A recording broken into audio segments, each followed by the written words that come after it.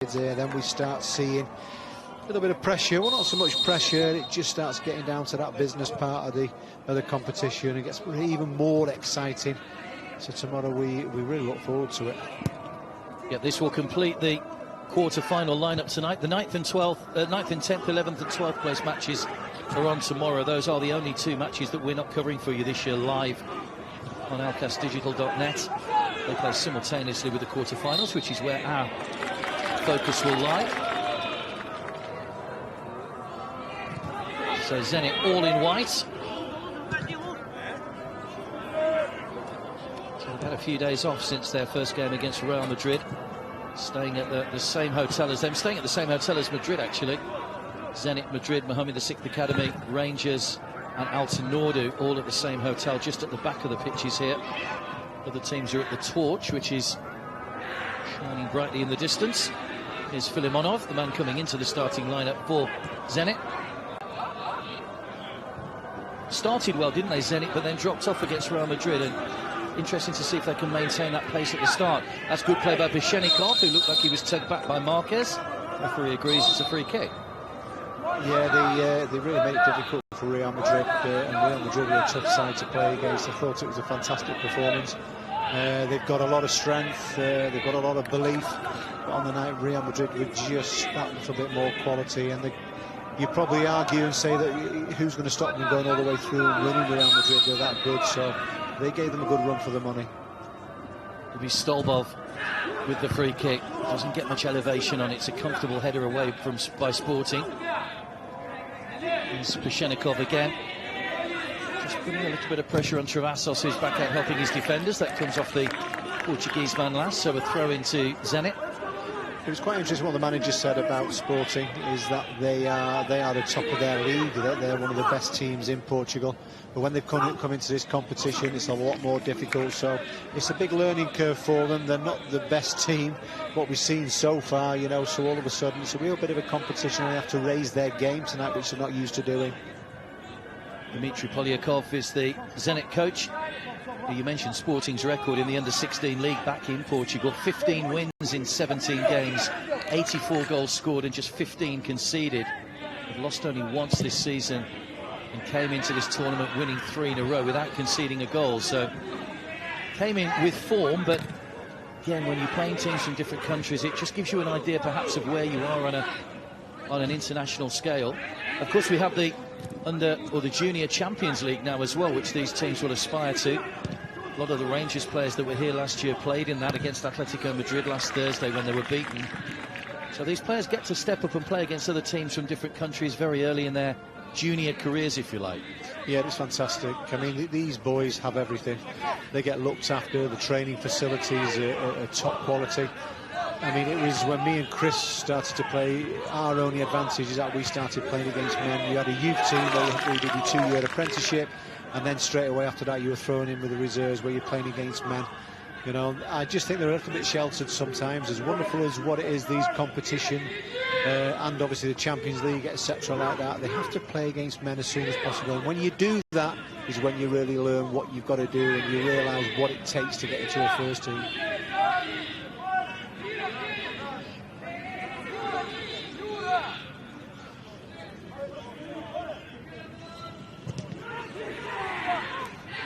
A bit of pressure for Sporting. Luzan looking to play that into the path of Bishenikov, but it'll be guided back to Kalai, the Sporting goalkeeper. Lately very impressive Estadio José Alvalade in Portugal, one of the many stadiums that was refurbed for Euro 2004. I was fortunate enough to visit there, and the Dragão Stadium, home of Porto, in the build-up to that, and the wonderful stadiums in Portugal. There's Benfica with the Stadium of Light. Tremendous history around Portuguese football. That's a lovely ball through, looking for Chimiti, but Vichev was out of his area. It's just a pity that they're not the dominant force at the moment. They're not up there challenging Benfica. Well, again, we said the other night, you know, it's a long time since they've won the league. 2001-2002 season, and for a club of Sporting size, when you think they're one of the big three with Benfica and with Porto, that you know, 18 years is a long time to go without a title. Absolutely, yes.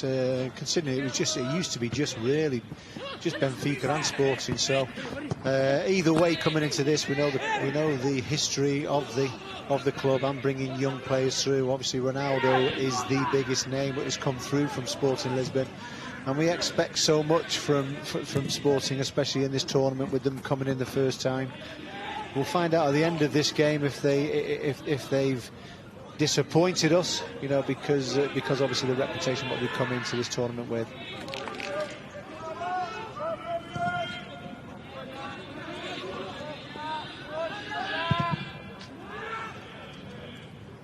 Long ball over the top. As much as we want to see winners in this competition, there's a little bit more to it as well. It's about these players' progression. You know, it's about them learning when things don't go so well. And it's all about them learning on their journey, hopefully to be top players. And the good thing about this tournament is there's so many players which have played World Cups, Champions League, La Liga, all the main La Liga, Premier League. There's so many players which we've been lucky enough to see from when it first started 9 years ago. Absolutely. Start to hang on to the team sheets as well now and look at names, and as soon as you spot a name, comfortably taken by Cali. I think the latest one to make a debut was Daniel Maldini, who played here for AC Milan, son of the great Paolo Maldini, who didn't really have a good tournament when he played here, 2 or 3 years ago, but has just made his debut for Milan. But another player, obviously, with a fantastic footballing heritage. He was a forward player, wasn't he? I think he played on the left or maybe as a centre forward. So there's nothing better. I know there's so much money around in football, but there's nothing better than seeing a player and watching him grow, and then all of a sudden seeing him have a successful career. You know, and it's great if you can play in Champions Leagues and World Cups, but if you can get a professional career out of playing football, if in the 3rd division, if you're in, it's all about that, you know. It's your dream, that's where you want to be. But we're lucky enough here, it's a top bracket player is what we're getting to see. Free kick for Sporting. Might be a bit of pressure applied to Moskovicev's goal, but he's come out, the keeper got a touch on that. I think he was just helped on his way by Octavio. Very reminiscent of Clarence Seedorf with those protective glasses on. Octavio, yeah, he seems just upending the goalkeeper. He's not frightened of getting stuck in. He's not frightened of causing a few problems on set pieces. In the first game, he was pulled a few times by the referee. Didn't think he had one of his better games. He got substituted, but I think they've come to terms with it. Sporting, they know what they've got to do. They know the standard. Chimiti turning back inside, got a shot away, and it's turned away from in front of goal. That was an important interception. It was Kirsch possibly that got a foot to that. Once again, Chimiti does really well here. He's a big guy, shows what he's like on the floor. There's a little bit of a nutmeg. He's got to do better. Good bit of defending, but I will be critical. You don't get many opportunities the higher you go. He's done the hard work. Just try and hit it towards that near post. Quick snapshot.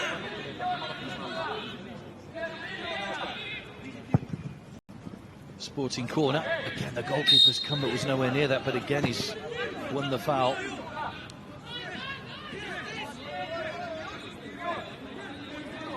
So free kick to... I'm not quite sure whether the referee's seen the foul there, because the goalkeeper looked like he was fouled by his own player, but he did give the free kick. Octavio.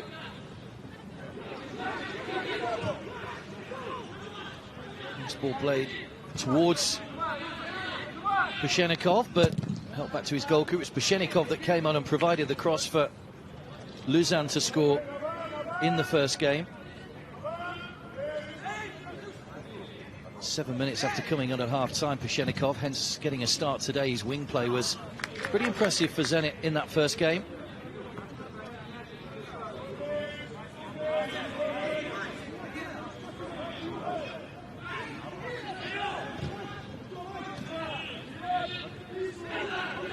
Filimonov taking the touch inside Octavio.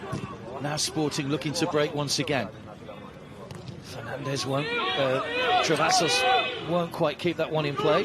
Well, he has stayed in play, in fact. Followed in back towards his own goal, and it comes off the shins of Travassos, and that will be a goal kick to Zenit St. Petersburg.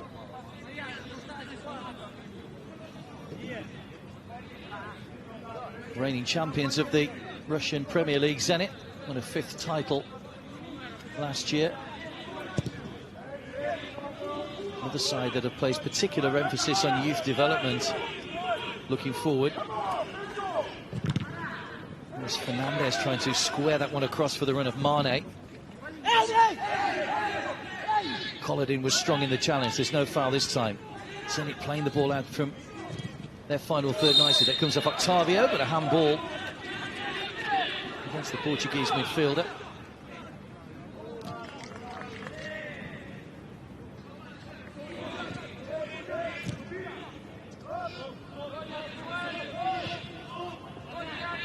So 5-3 Zenit lost that game against Real Madrid. It was a fantastic match right at the start of the tournament.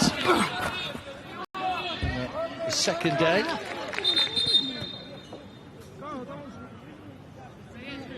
It's equal amount of aggregate goals that we've had in the 2 games so far. 5-3 that one, and then 4-4 yesterday, Aspire Academy against Rangers.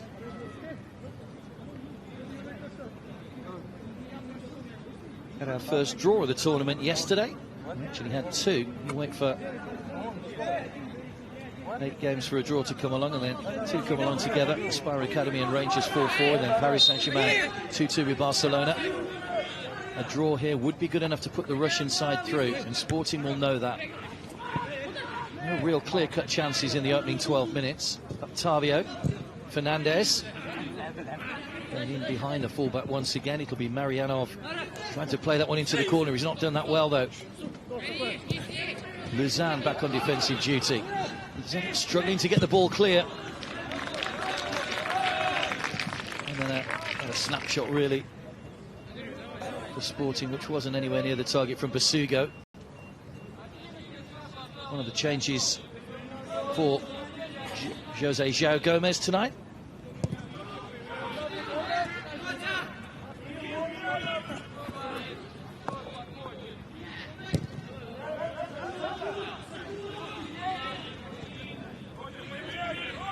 Collodin.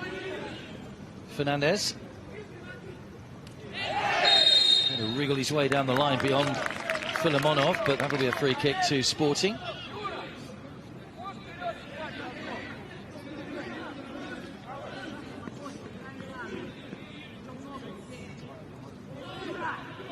Well done by Sporting down this left-hand side. This is quite interesting. The free kick. I always find it interesting if it's going to be a left foot or a right foot. A left foot will take it away from the goalkeeper. A right foot will bend it into the keeper, going towards that far post with players going across it, making his vision difficult. I always favour the in-swinger because I think it's really difficult for goalkeepers. That's what it is, but that's not a great one. Yeah, you've got to get it right. It's very difficult because you've got to get the pace on it, and you've got to get the width to that far post. And then if players go across and you get it right, I mean, how many times have you seen it just go into the far post? He doesn't look a happy man, does he, Jose João Gomez? That was a chance for Sporting to put Zenit's defence under pressure. It wasn't taken. Carrera.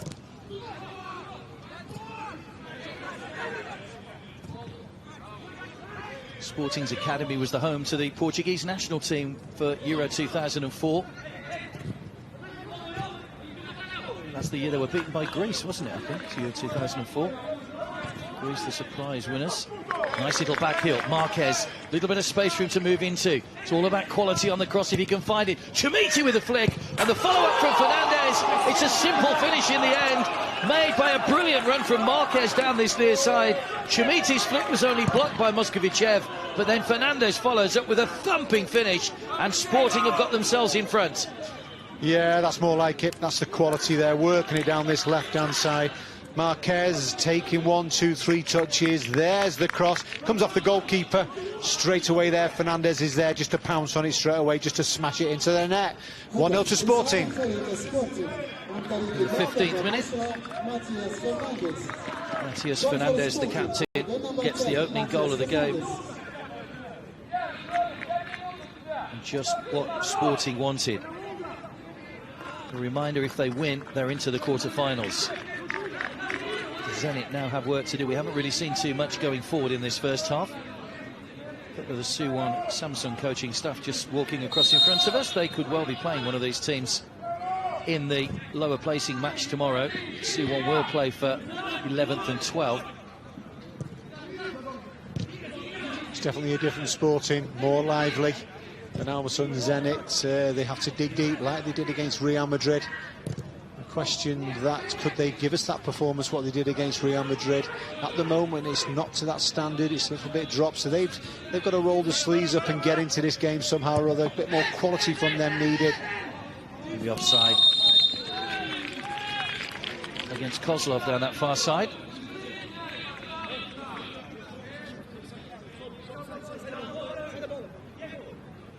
As we mentioned the other night, three players that spring to mind immediately that play in the Premier League that came through the Sporting Academy: Jean Matinho and Rui Patricio, both at Wolves.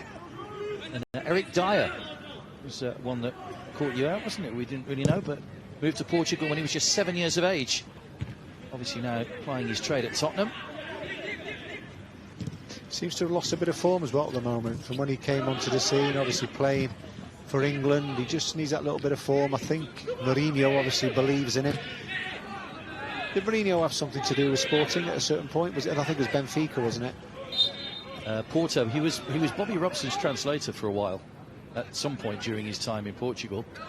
I think that was at FC Porto. He was Porto coach, wasn't he? No, he was there with him and all the way through to Barcelona and everything, but I think he had a chance at a certain point to go to Benfica.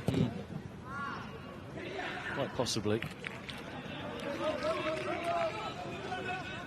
Because Benfica, Porto and Sporting, the big three in Portugal. If you get the chance of watching the Bobby Robson film, it's amazing because you see Mourinho with him all the time in the early days. And when Bobby Robson, when he went into Barcelona and things weren't going so well there, and he got told that he has to bring a striker in, and he said, I tell you what, we'll have a go at that lad that plays for PSV. It was a great Ronaldo, and he said, let's give him a go. And he was under pressure to bring a big striker in, and you couldn't have got anybody better than that, could you? Absolutely.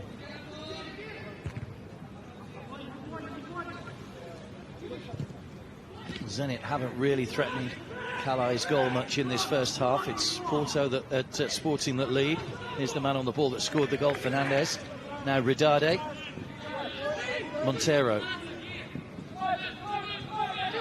You see the beauty of football, there's so much different things what you look for, you know, when you hit a high level like Zenit did against Real Madrid, it's about doing that on a regular basis. That's what makes a top quality player, churning it out that same level, and they're struggling in this game to try and find that level what they played against Real Madrid. And I'm just questioning, I do think that, I think they really raised the game. Not many people get the opportunity to play against Real Madrid, and it really brought the best out of them.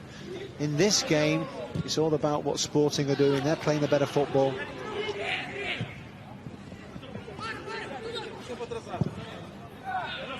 And chase on for Octavio.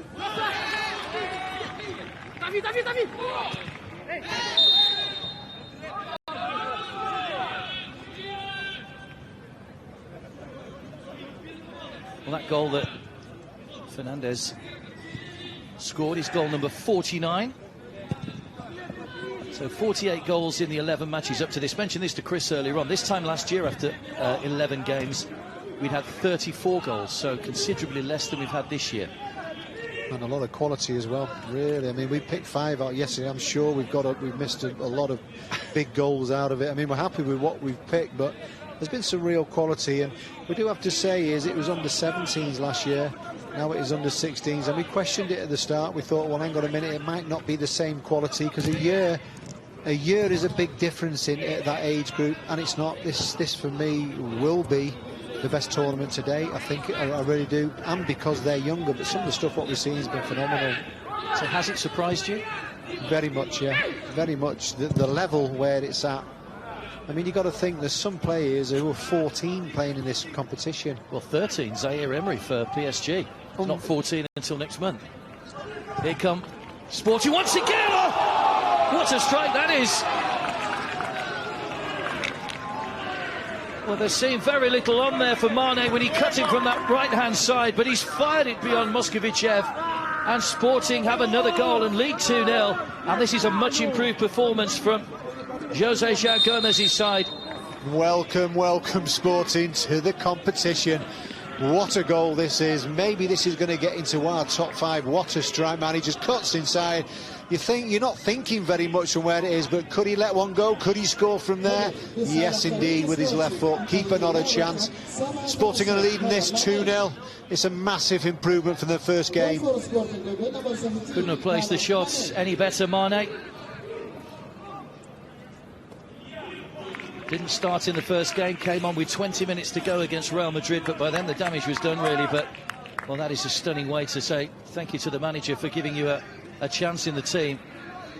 And Mane bursting forward, and Zenit look a shadow of the side they were against Real Madrid in the opening stages.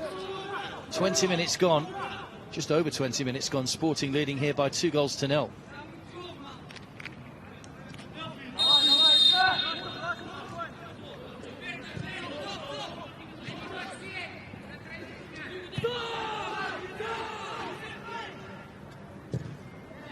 We were just on about before that goal, Warren Zaïre-Emery for PSG. There's actually a picture of him on the front of today's Daily News magazine, and if you said to someone, how old do you think he is, you'd guess maybe 16, 17.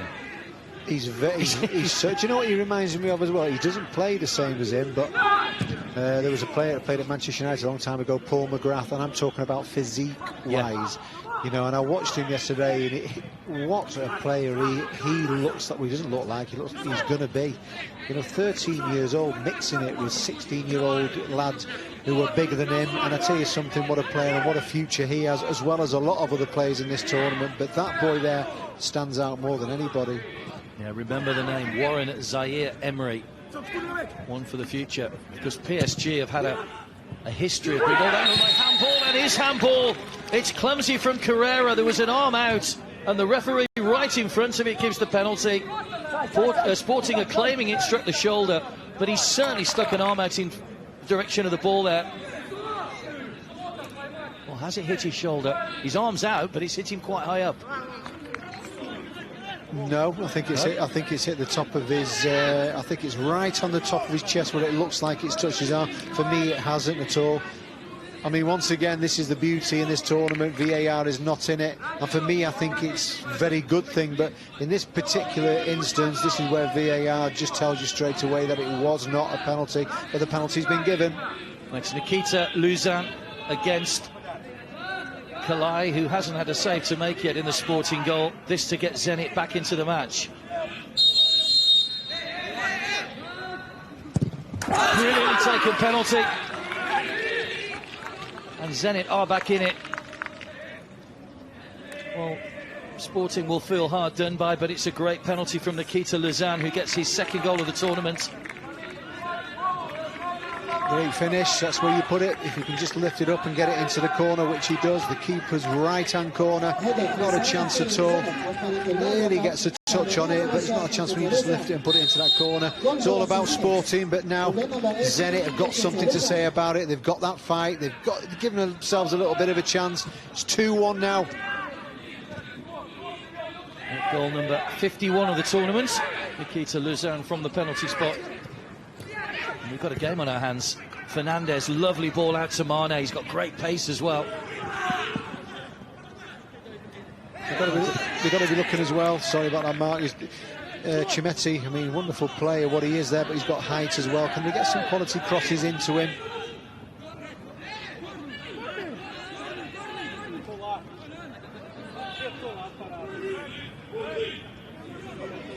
We mentioned the other day the most famous graduate of the academy from Zenit was Andrei Arshavin.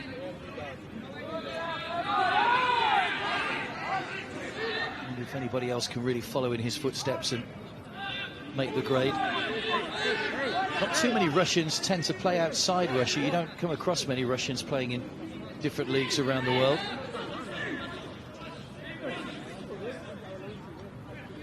Zenit looking to do better than Spartak over here last year when they finished 7th. Just a bit of pushing around at the moment. You just look there straight away.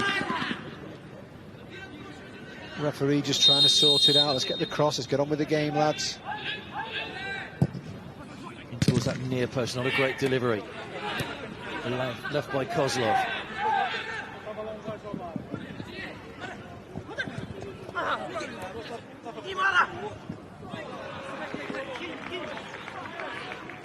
Good challenge from Marquez, who was across that side, just covering the players that had gone forward for the corner. He'll make his way back to his normal position. Zenit pressing forward here, looking for an equaliser. Good solid challenge by Carrera. Mane.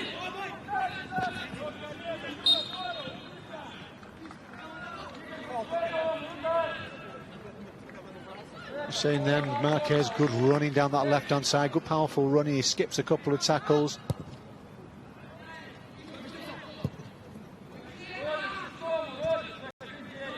No real chance, the goalkeeper with the penalty. It was a well-taken penalty from Lausanne. We've seen some good penalties in this competition. Collidin tried to drive it in low, goes out off Carrera for a corner. So Zenit are just lifted by that goal. The game being played almost exclusively in the Sporting half of the field at the moment. It's amazing with football how it changes. Just that one little bit of a mistake, that one goal when you're up against it can just change it, and that's what it's done now from Zenit. It's got the backs up. All of a sudden they feel that they can get back into this game. That's why it's always a funny result, that when it's 2-0 you do tend to relax as a player, no matter how much you don't think about it. You know, all of a sudden then the opposition gets a goal and you find yourself struggling to get back into the game.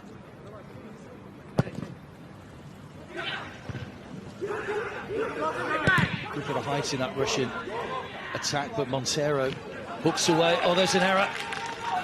And they're onto it. Chimiti's racing through the centre. Oh, the ball pass just lacks a bit of pace. He still gets there. Chimiti! Good save by Moshkovichev's legs. What a chance. Travassos with the early ball through for Chimiti. I thought it just lacked a little bit of pace, but he latched onto it, and it's a good save by the goalkeeper. Yeah, wonderful play. You thought there was a little bit too less on the pass. There he is, he does everything right, but the keeper comes out, spreads himself, legs open, arms open, just manages to catch the ball there with his legs. It could have been game over really then, I think, if Sporting get that. Could have really knocked the wind out of Zenit, but it's not the case. They're still in the game. It's still 2-1. Just needed a little bit more on the pass. He didn't need to take a touch, Chimiti. He didn't want to take a touch, I mean. He had to take a touch. He wanted to maybe strike it first time if it was into his path. If it was in his path, bang, he takes it straight away. He just drags it in front of him then, and that's when it enables the defender just to get back, and obviously the keeper to come out and get close to him. Travassos chasing back. Kalai quickly off his line with Kozlov closing down. He goes straight through to his opposite number in the Russian goal. Bogdan Moskovichev, the Zenit St. Petersburg captain, made a good save a moment ago with his legs to deny Sporting a second goal of the game.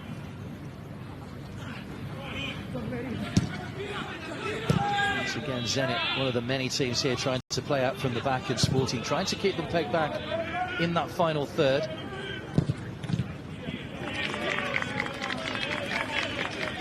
They are doing it was all about Sporting. Now all of a sudden Zenit managed to get back into the game. There's the coach there. I wonder what he's thinking at the moment from Zenit. Started off, it wasn't very good at the start. It was about Sporting getting those first 2 goals, but they managed to claw a goal back in to make it 2-1 now. Still only 28 minutes it is on the clock. We'll have all the reaction at half-time. Don't forget, it'd be interesting to get the views from the studio of that penalty decision. But at a second look, it seemed to strike the shoulder of Carrera, even though he outstretched his arm. I think that's what probably convinced the referee. That's a great ball through. Here's Ruddy. Oh no, right the way across goal. It only needed a touch. And that is so close to an equaliser. Yeah, it's a great run, great delivery. Just that final touch. He's stretching. I don't think he could do any more. Could he, if he tries to get it across the floor, maybe the defender gets it. He's got to lift it, he's got to get pace, so it just gets past the defender, and it's just about getting that touch and getting your eye on the ball. Wonderful bit of play down from Zenit. Evgeny Pashenikov it was that was closing in on that. Infield by Collidin. This is Kirsch and Marianov.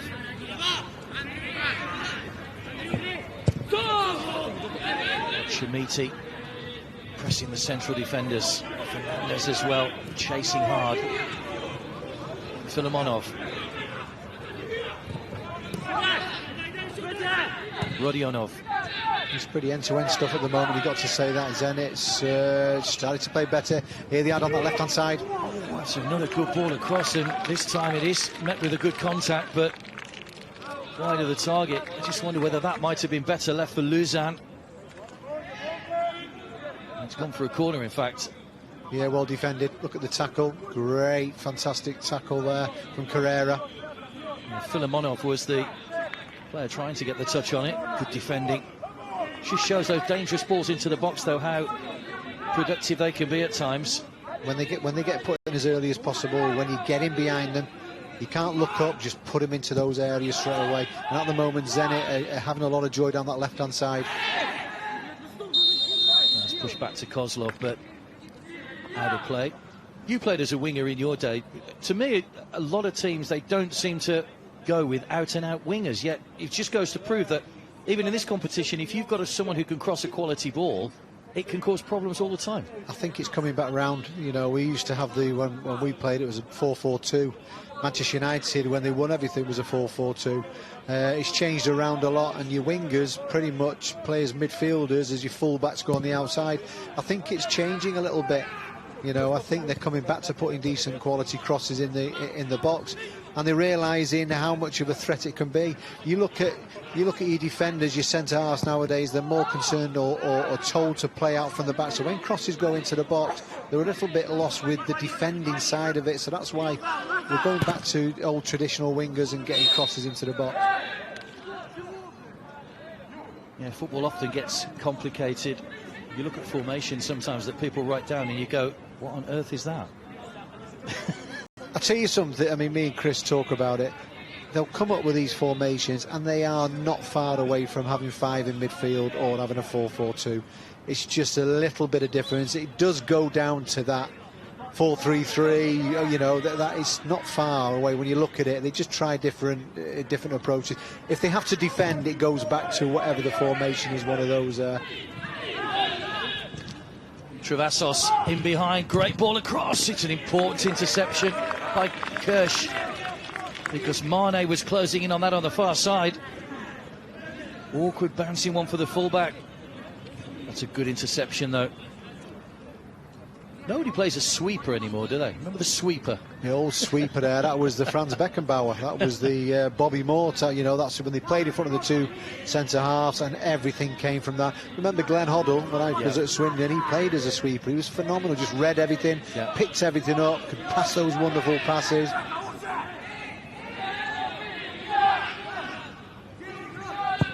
Sporting corner, trying to keep more pressure on Zenit. Good take by Moskovic. Yeah, again, the referee spotted a foul. His goalkeeper's got the ball in his hands. He could have let play go on, really.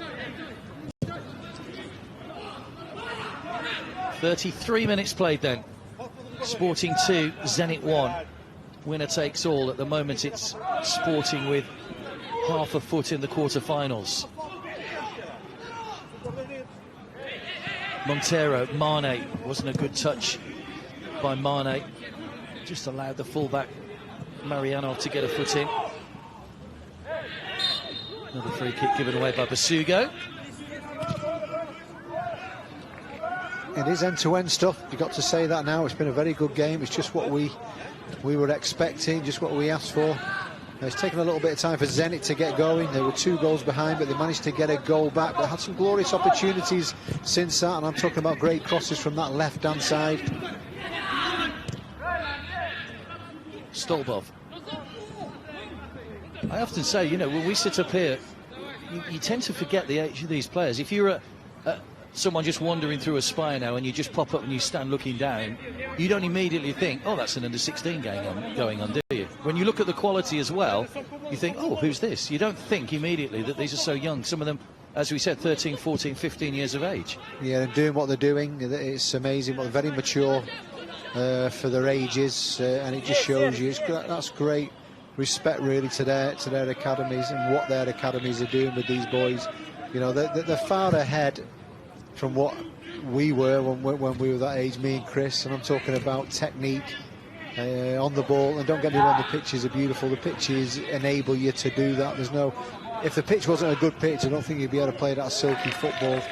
you know, but either way, these boys are coming along nicely and doing the right thing, playing at the right tempo. And one of the biggest things what I do like about it, none of them are doing any of this diving. None of them are complaining to the referee. They're just getting on with the football and they're trying to prove what they want to do and try and be as successful as what hopefully are going to be.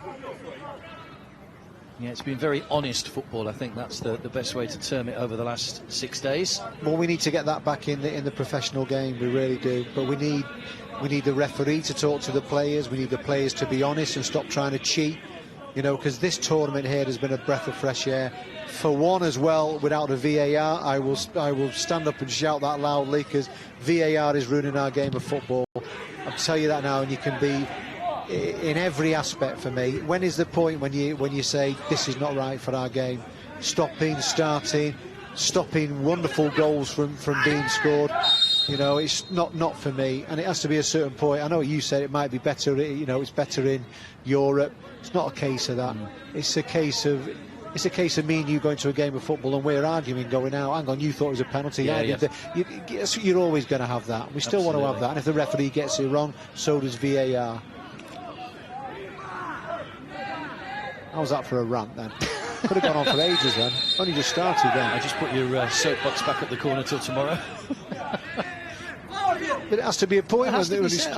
It's a point that has to be said, and you know, until it came into the Premier League this season, it was working well, as I say, in Europe. But everywhere you read now, it's the downside of it, and that's not what the game's about. It is killing the game, and well, where it goes from here, who knows? I think there will be changes for next season, that's for sure. So why can't a linesman just tell us when it's offside, or the referee? Well, here's a chance in behind. Good defending by Luzan.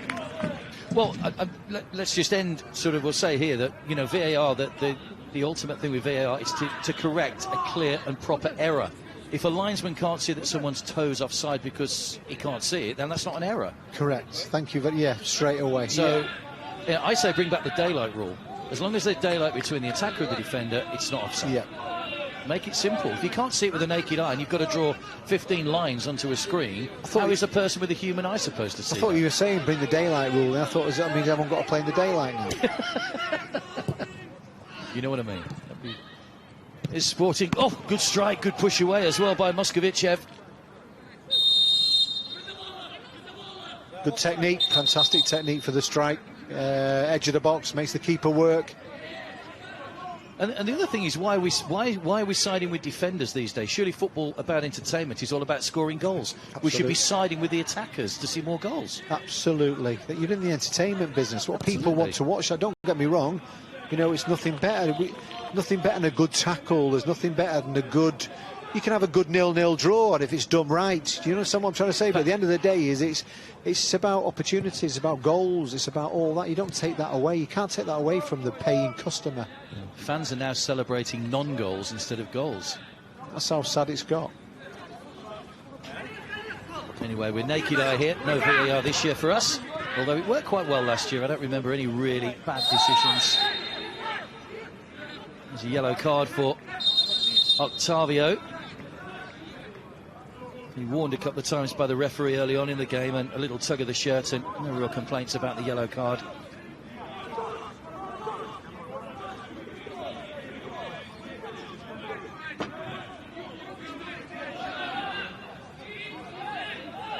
So Real Madrid obviously through as the top team in Group D, 6 points out of their 2 games. Whoever finishes second, by the way, will play PSG in the quarter-finals. That will be a mammoth task. Collodin trying to get the ball across. Fernandez, the captain, with the block. The man who got the goal scoring underway on a quarter of an hour for Sporting. Malam Mane added to it 5 minutes later before Nikita Luzon pulled the goal back from the penalty spot. We're approaching the final 5 minutes of what's been a very good first half. Zenit have a corner. This will in-swing towards Kalai's goal. Oh, brilliant bullet header! And it's the big central defender, Ilya Kirsch, who gets the goal. The man who's been so solid at the back with a bullet header beyond Kalai. And Zenit have come from 2 down to draw, or to level at 2-2, and they're right back in this game. Absolutely. What a bit of service as well, and what a header. Put it in there, and there you go. There's only one person who wants to get there first, and that's Ilias Kirst. Look at that, gets in front of the defender and guides it into that far corner. Wonderful, wonderful performance this by Zenit. They were trailing 2-0 at a certain point in this game, but they managed to bring it back to 2-2. Look how happy he is. That first goal of the tournament for Kirsch.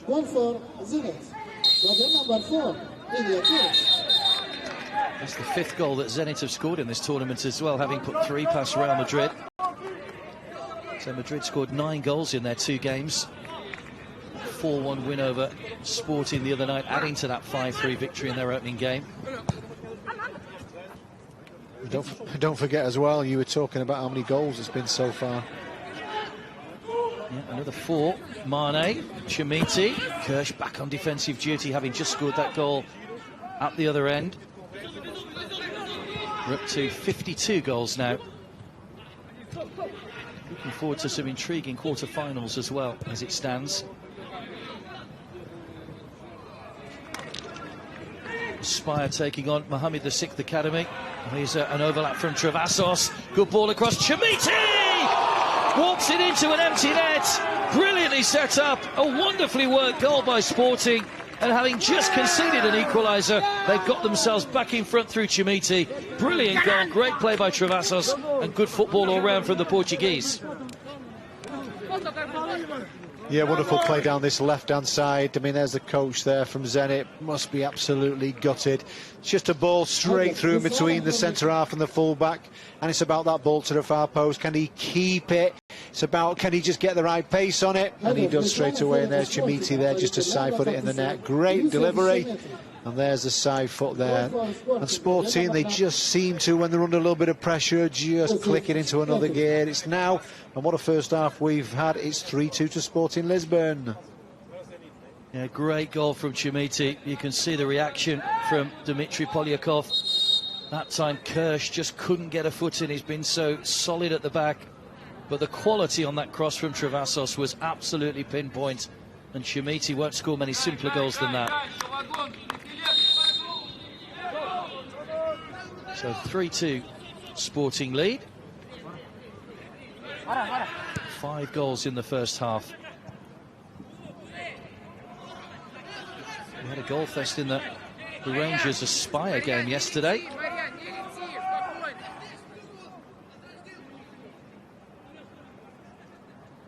Was that 4-3 to Aspire at half-time? That was quite an incredible scoring match. Just the 1 goal in the second half. Heavy touch by Travassos, collared in. Now Luzan, he scored the penalty. Cut out by Octavio. Chimiti. Nice touch up to Fernandez. Bounces up onto the arm of Stolbov. It's a free kick to Sporting. I was about to tell you about those quarter-finals that are confirmed. Tomorrow it'll be Aspire Academy against Mohammed VI Academy. And then following that will be Inter against Rangers. And then on Thursday, Paris Saint-Germain against whichever team finishes second in this group, either of these two, and Real Madrid against Kashira Reysol. Some intriguing quarter-final matches already set up. Here's a chance for Filimonov. Nicely played back. Follow-up flag's gone up for offside, though. Just maybe one too many passes in the final third for Zenit. But they've worked an opening nicely once again. Yeah, just about a yard offside there. It was a good line what Sporting managed to keep. As the ball was played, he was a yard offside, so it was right decision there, offside.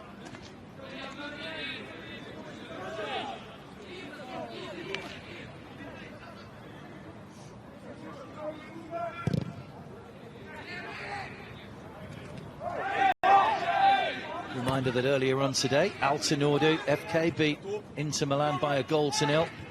Wasn't quite good enough to put the Turkish side through to the quarter-finals, but meant that only Real Madrid have gone into the quarters with a 100% record. Vastly different performance from Alkass. Well cut out by Ridade. Mane looking to run at Stolbov. Oh, he's done well. Little drop of the shoulder. Chimiti's in the centre. Still going, Mane. Chimiti holds his position, and Mark tried to get a touch. Was he tripped? bench are on their feet, but no penalty. Seems to get back on side, Chimiti, because Sporting is still on the attack here with Travassos. It's attacked by Collodin. It seemed to be slow motion as he worked it down the right-hand side then, but as he turned, he realised he wasn't going to get the ball and he went down. Well done by the referee, not giving the penalty. Let's have a look. No. That's a good decision. Yep, straight away. I think you just got to realise, if you have a little bit of a football in mind, as he turns, he knows he's lost control of the ball, so that's when he's gone down. Well done by the referee, there's no problem at all with that. The game goes on, there's nothing, he's got the right decision. Isn't that a yellow card for diving, though, if he doesn't give a penalty? Yeah, but we're happy the way it is at the moment. We can do that as it moves on after, but yeah, listen, it's got to be stopped that, but we've not had a lot of that, have we, in the tournament, really? We're into a minutes added time at the end of the first half. Winner take all in this game for a place in the quarter-finals. Good clearance from Montero. Collodin with a throw.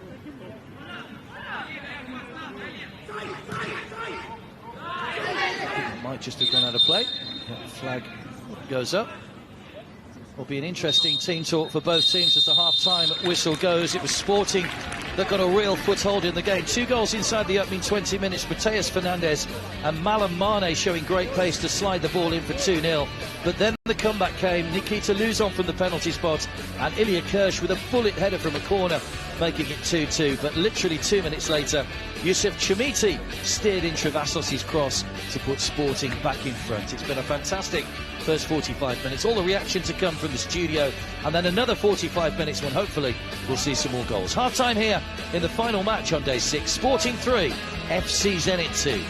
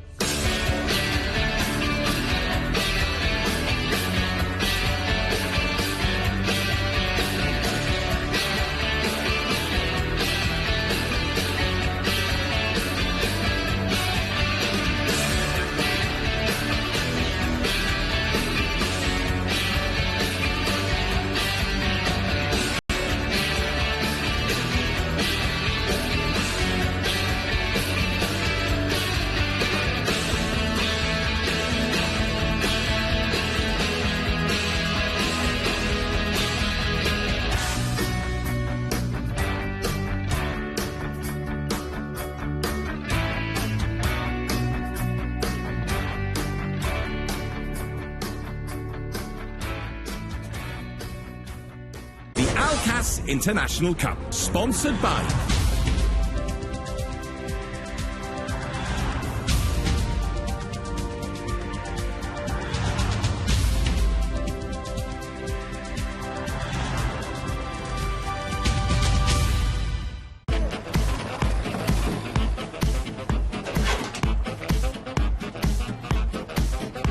قد تكون قراراتك في بعض الأحيان خاطئة،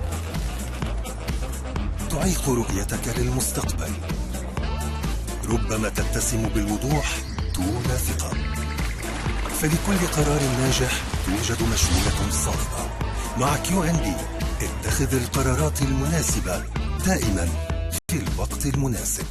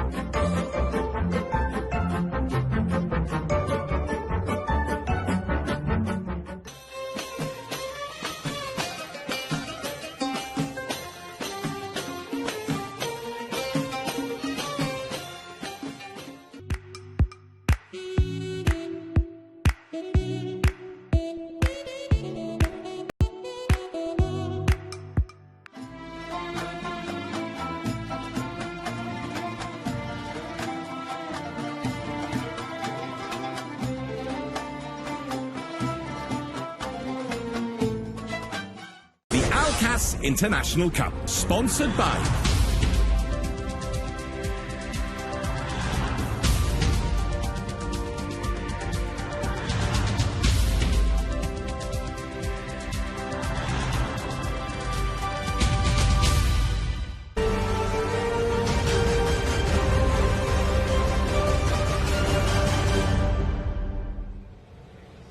Well, we're finding out very quickly that Zenit St. Petersburg like to play exciting football and score lots of goals. It's 3-2 at the moment to Sporting, which puts them through to the quarterfinal. Zenit can get away with just a draw. What a match. Chris making alongside me. Yeah. Once again, it's edge of the seat stuff.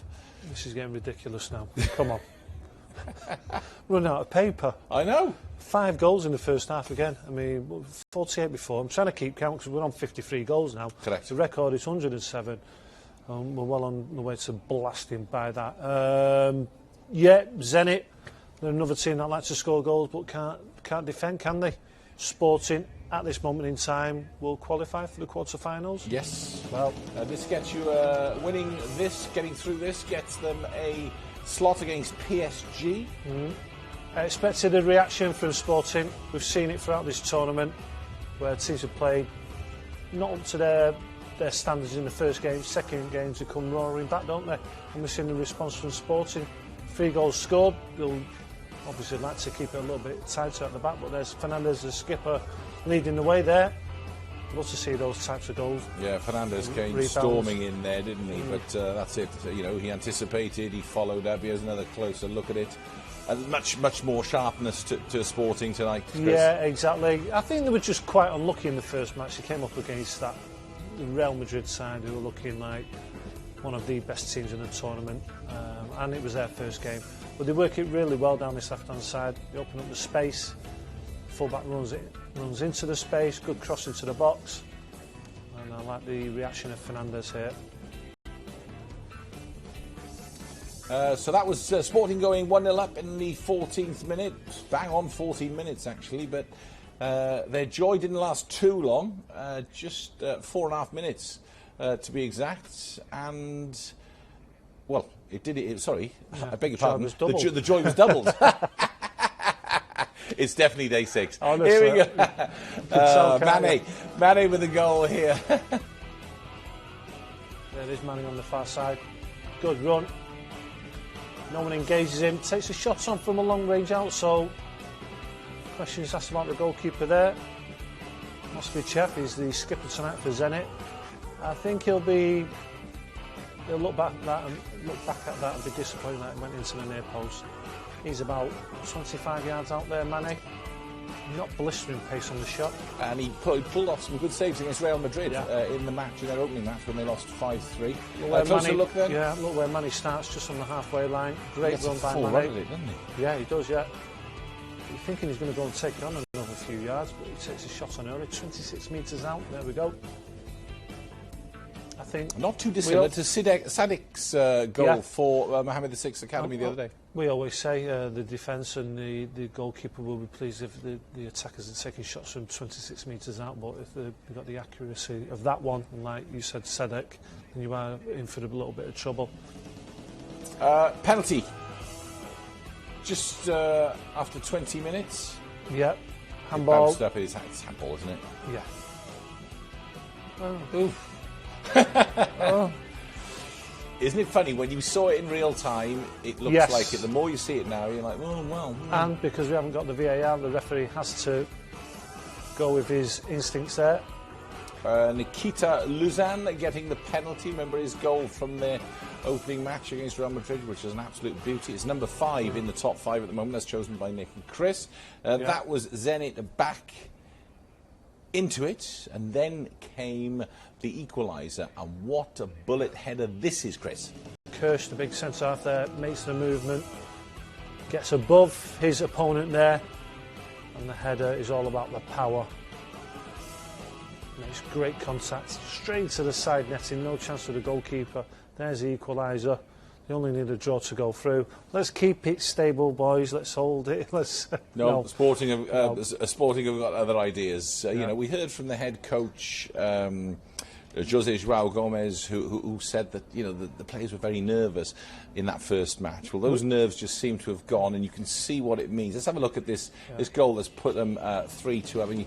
I mean, they were celebrating just in front of our studio here, and it was like they'd won the World Cup. Yeah, Travis Hoss, good work down the left-hand side. He did that against Real Madrid as well, and he just puts on a plate there for Chimney T. All he's got to do is slide it home.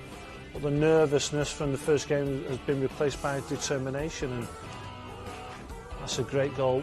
They cut open the defence of Zenit there, and it's easily slotted in by Chimiti. So, 3-2 at the moment. At this stage, it's Sporting who would go through to play PSG. Let's show you the statistics from that first 45 minutes. And Sporting, they've had a little bit more of the possession, not too much more, but it's the shots on target is 9-3.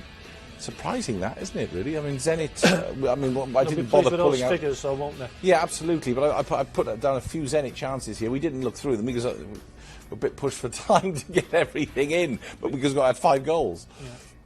You wouldn't go against Zenit scoring in the second half. You still don't know what this game, the outcome is going to be of this game, do we?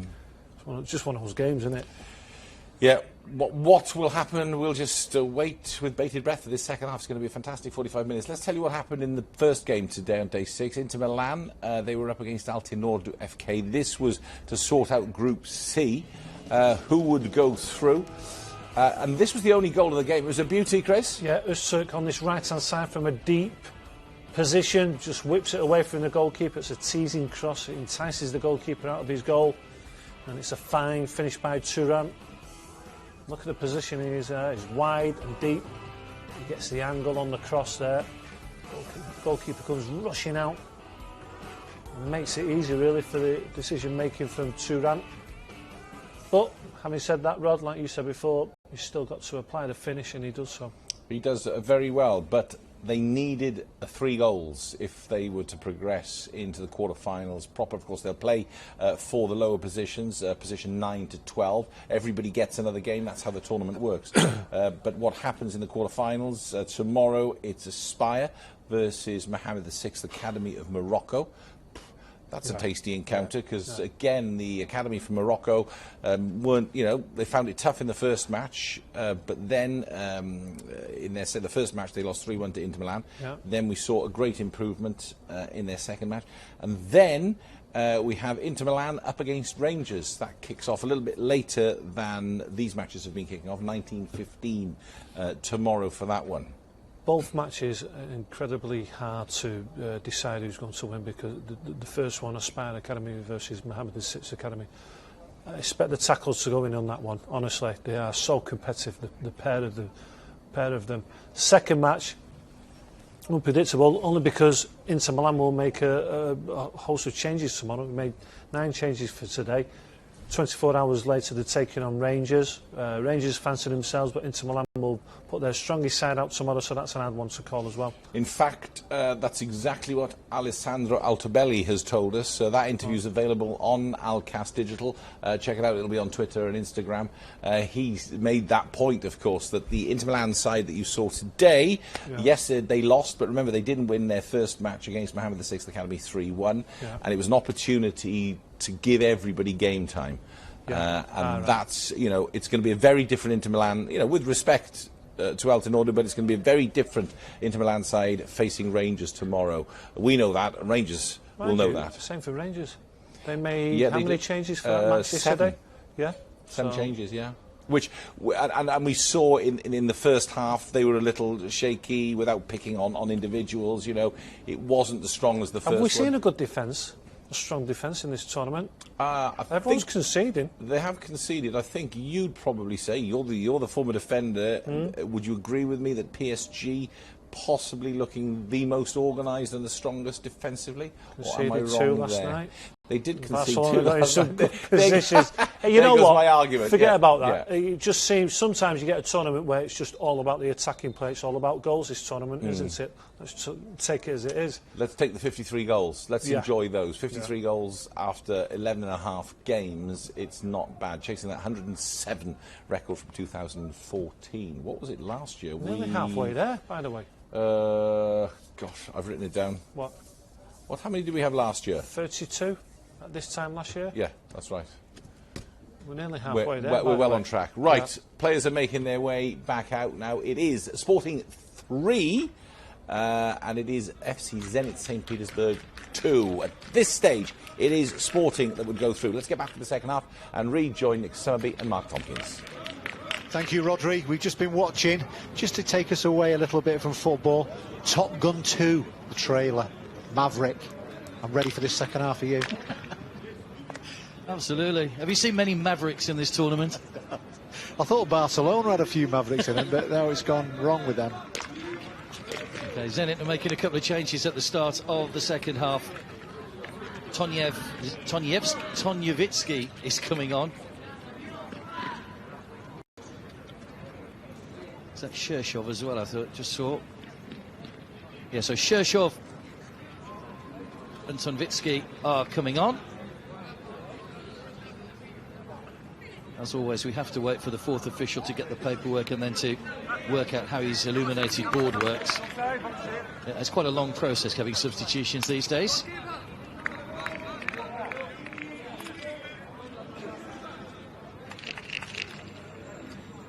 Both players are now on. I think one of the Russians who went off isn't over happy. Kolodin has come off for Shershov.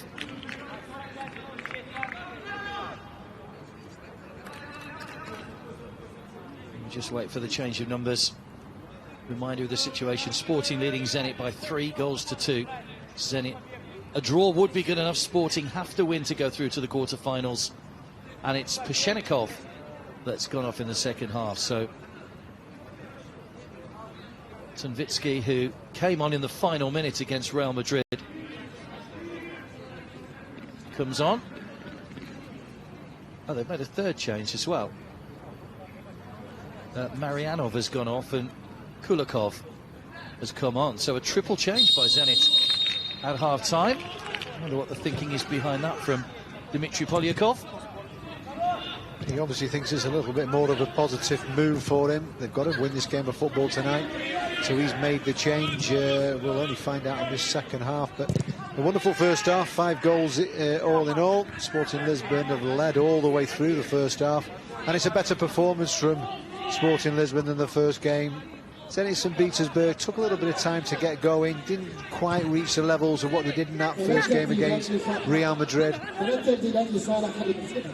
Well, the two new fullbacks that have come on, Shershov and Kulikov, it's their first appearance in the tournament, so maybe the coach is just out to give them some game time in this one. They need to get another goal there, Zenit, if they're to progress. Moskvachev is the goalkeeper.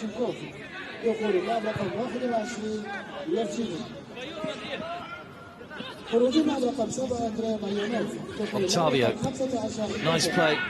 Fernandez weaving a way through once again. Way to goal was just closed off for him, and then blazed over the top by Travassos. Worked it well, very well. The shot at the end, all you've got to do is just try and hit the target. Gets too much on it, just has a little bit of a panic up before the strike. Was sailing over the bar though, but that would have been ideal then. You've just got to occupy yourself on just making the keeper work.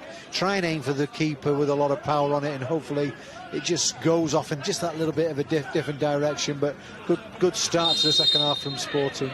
Well, Octavio has been penalised again. He was booked in the first half, Octavio, protesting his innocence once again. I'm not too sure there was too much in that challenge that led to the foul, but free kick it is. He's got to be careful. He's very erratic. He was like that in the first game.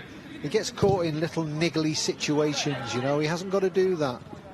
You know, he's just get on with the game. He's on the ball now. He's obviously a good player, but he just gets involved with silly things and he could get himself in trouble. It's a clumsy challenge from Muradian this time, which has given Sporting a free kick. Yellow cards aren't carried through from the group stage if you have a single yellow card, but anybody who picked up a sin, there are a couple of players. I think Lamina will be suspended for PSG for their quarter-final. He was a big player in the first game for them.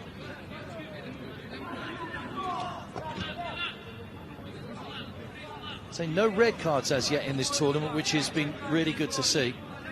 Games have been played in a good but fair spirit. This is game number 12. I think that's a lot of that comes from the football clubs themselves. These boys are very polite. These boys are really looked after and told to do it the right way, and that, I mean, that's great respect to really the football clubs and obviously the academies. And we saw a couple of imaginary yellow cards being waved a little earlier on in the tournament, but I think that occasionally just a natural reaction these days sometimes. I think the only way that's going to be stamped out is by giving that person a yellow card themselves. He's away by Shershov. Zenit just struggling to get the ball out of their own half at the moment.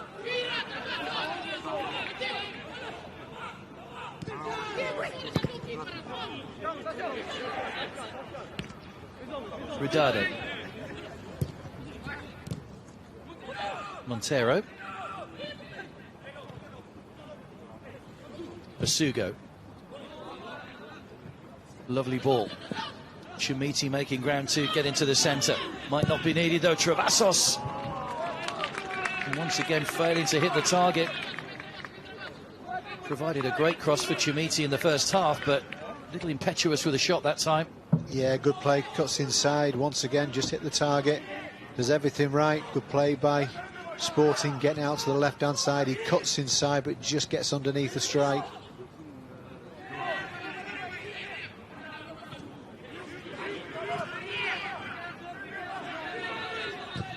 Muradian.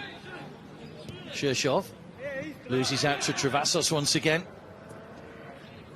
Two racing to get into the centre, Mane and Chumiti. Shershov's done well, strong in the challenge. Showed a little bit too much of it to Fernandez, but Sporting have the throw.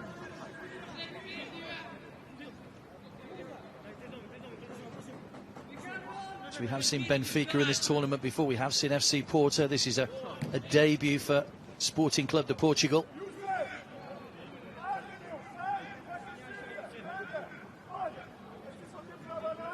Currently top of the under-16 league back in Portugal, as we said, on goal difference from Benfica.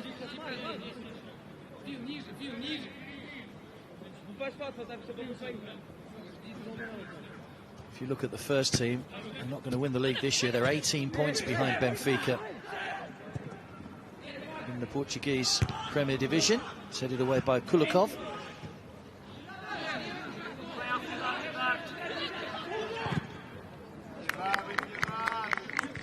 Marquez. And Carrera. Basugo. Mane. Drop of the shoulder and the turn of pace once again from Mane, but stabbed over the bar from close range, when really Chumiti was in a great position in the centre. Yeah, big example in this tournament was Barcelona creating a lot of opportunities and then getting beat by Casio Reysol. This is what we're looking at the moment with Sporting. Too many opportunities are going missing, getting into decent areas, just that lack of quality just to finish the opposition off. Not quite sure why he's gone for the toe poke there, because he just rolls that across. It could go in off the defender, or Chumiti could stab it in. So good play. Travassos just had his way to goal blocked off. He's gone down injured in the penalty area. Travassos, no penalty. Basugo giving away a bit of a height advantage there to Tunvitsky. It's not happening at the moment for Zenit St. Petersburg. Very, very sloppy this second half. They've done well enough to get back into the game, but they're not having it at the moment. You're looking at the centre halves, the defenders. It's far too easy for Sporting. Penalty? No, not at all. He wins the ball. You can see from this angle here. You know, he gets a connection with the ball. Not at all. But just saying, Zenit St. Petersburg got to do better. Octavio's just been spoken to by the referee for perhaps moaning about the penalty decision, and then Sporting have been penalised for a challenge in the centre on Stolbov. It's not going well for them at the moment. See, that's just a good header. That's all it is, and obviously it connects. It's a 50-50 challenge. Gets up there, heads the ball first. Referee doesn't see it that way.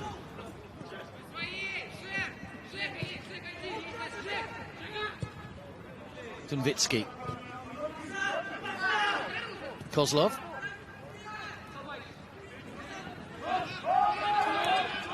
Kirsch.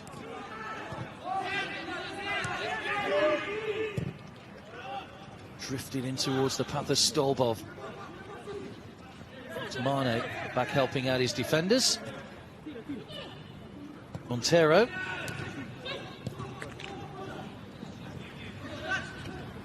Kirsch. Kozlov.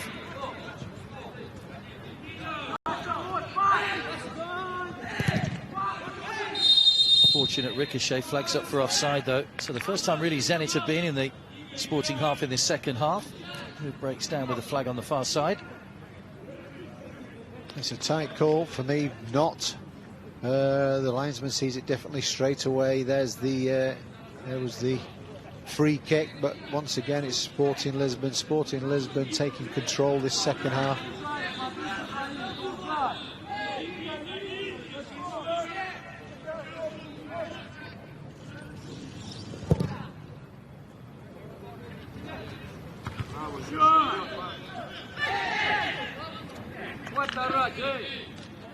Don't forget you can watch all the clips of all the matches on our social media channels, Alkass Digital.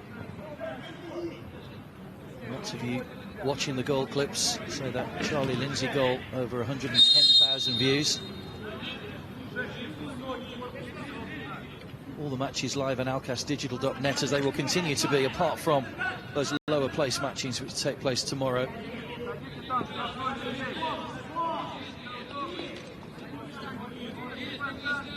We're actually on the same pitch tomorrow. Quarter-final, first two quarter-finals will be on this pitch, pitch 4. Basugo's ball in, flicked out of the air by Moskvichev. It's a little bit too much on it, enables the keeper to come to collect, but now all of a sudden Zenit working it down this right-hand side. This is quite interesting. Rodionov teasing Fernandez. There's Basugo, did enough there, the captain. Basugo again. Travasos. Out of play by Shershov.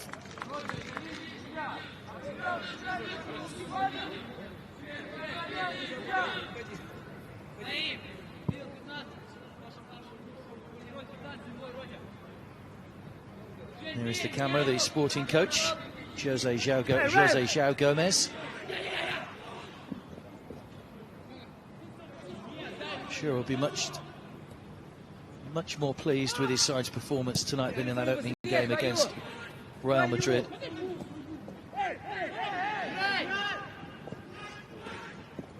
Real Madrid, we talk about PSG being good or bad. Real Madrid have always been very consistent. The last couple of years they haven't quite managed to make it through to the semi-finals, but they certainly seem to have a group of players this year that can challenge for the title. Yeah, they've only won it once before, so it's somebody. Can somebody find the weak point with them? But not at the moment. The quality what they've shown so far is they are going to be the team to beat. Kozlov. Octavio's down injured in the Zenit half of the field, just getting back to his feet now.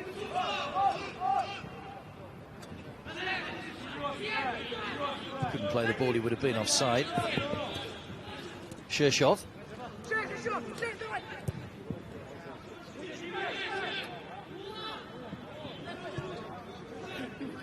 Nice ball down the line for Filimonov. Just too deep the cross. Kozlov and Luzano both tucked in towards the centre of the area. It's got to be more quality from Zenit in those in that final third there. That little bit more quality there. You know, they are only trailing by 1 goal. It's about them. They're the ones that have got to get back into this game. Sporting have started off better, but Zenit just need to lift it up a little bit. That little bit more belief. It's a foul by Igor Kozlov.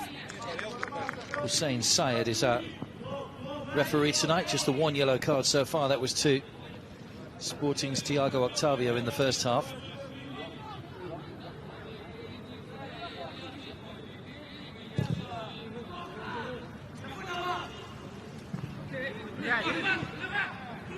Mane.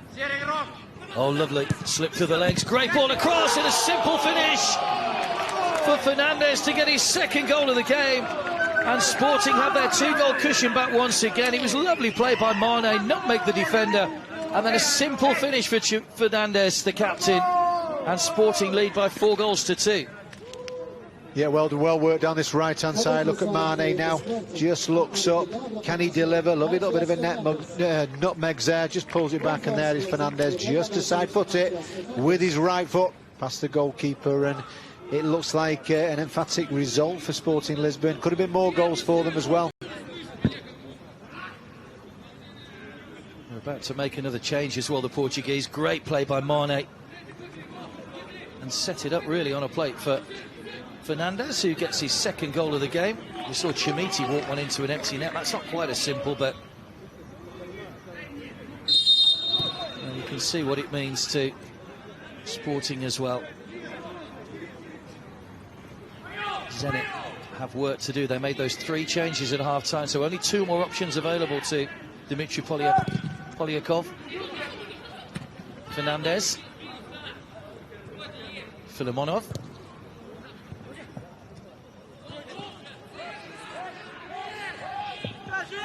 Samuel Justo is going to come on in a moment for Sporting. In fact, he's going to come on now, I think, now the ball's gone out of play. So Octavio, who picks up the yellow card, is the man that's going off, as he did in the first game, Octavio. Justo can go off on the far side, of course, now. Doesn't have to come across to the halfway line anymore under the new rules that were introduced last season. Well, the start of this season, should I say. First change made by Jose João Gomes, whose side lead by 4 goals to 2.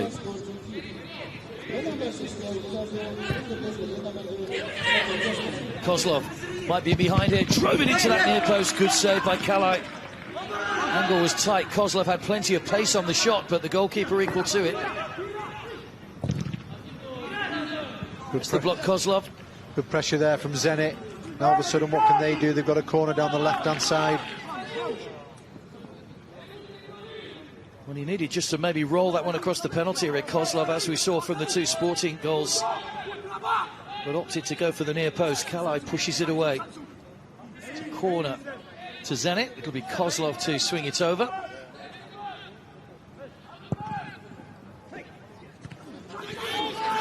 Headed away by Carrera, got just enough to send it out the box. Kirsch.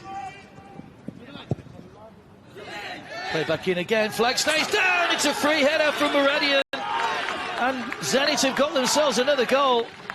Well, Sporting are furious. They thought there should have been a flag gone up there, but it stayed down, and Sergei Muradian has made it 4-3, and Zenit once again are back in the game.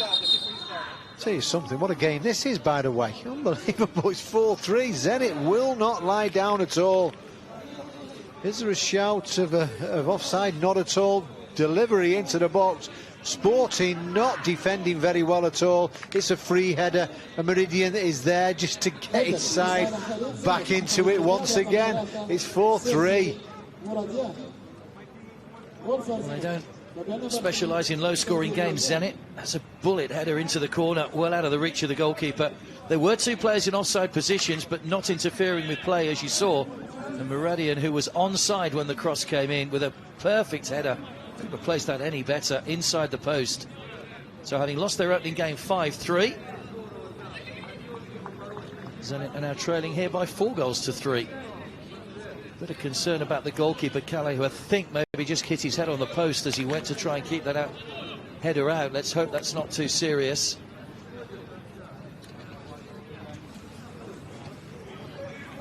But we've played 62 minutes. Let's have a look here. There's the header. Couldn't have placed it any better. Goalkeeper.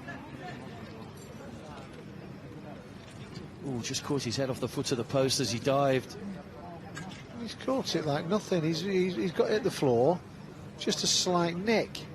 Nothing wrong with him at all there. He's nowhere near the ball for starters, and then he just nicked a little bit. It's nothing at all, but the main concern there is Sporting Lisbon, who have been fantastic scoring goals, but they just keep opening the door and letting Zenit back in. Where you think they've got it, you think they're going to go ahead and go and win the game, they just keep conceding and just letting Zenit back into the game. Got to finish them off. Yeah, they led 2-0. They were pegged back to 2-2 by Zenit. And they went 4-2 up, and now we're back to 4-3. Sergei Maradian with the goal. Here it is again. You can see him right in the centre of the picture, clearly onside. Great goal. Zenit aren't about to lie down and let this one go. Forward by Marquez. Maradian's header again. Didn't get much distance on that one.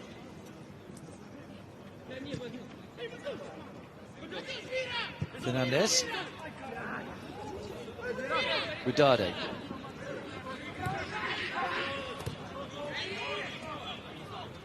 Stolbov. Kozlev.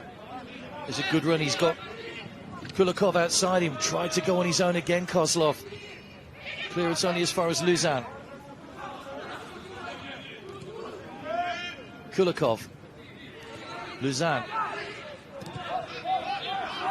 Kirsch. Zenit, much more purpose about their passing at the moment. Has helped on towards Rodionov. Yeah, nice one-touch play then over on the right-hand side. They're probing, they're looking to create at the moment, Zenit. Some good stuff what they're playing. I mean, you just look at the moment, it's just gone past 64 minutes and we have had 7 goals so far. It's pretty been an amazing game. Well, it continues the tally of goals. 55 we're up to now. Is it down to better attacking? We've had a lot of goals, do you think, or poor defending? You'd have to say poor defending. When there's this amount of goals going in, it has to be poor defending. There's been some quality goals, there's some quality play, but the defending has to be better. You know, little details like that, well, big details like that we'll see how far you go in this competition. You know, it is about that. It's great that you go forward and score goals, but you have to be tight as well at the back, otherwise that'll be a problem. When you come up against even more quality than this, you know, they'll pull you apart. Here comes Sporting again. Chimiti, Mane racing to get through the centre. Chimiti nicely pulled back. Travassos tried to allow it to roll across his body. Didn't quite come off for him. It's a wasted opportunity really for Sporting. Marquez header away by Carrera.